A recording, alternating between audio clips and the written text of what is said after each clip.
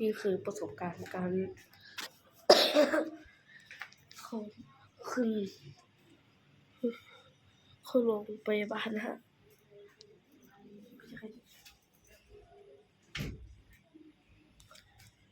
แต่เป็นพ่อของผมเองนี่แค่พ่อ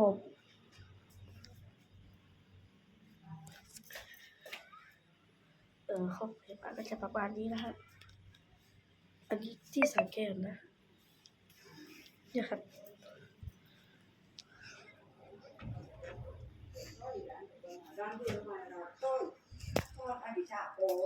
งั้นเราไปทุกห้องน้ำเลยครับส่วนนี้คือห้องน้ำนะครับ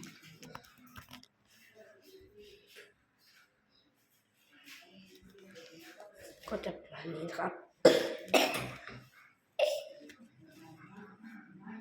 ใส่แมสแพงที่สุดตู้เย็นมันตู้เย็นบ้าง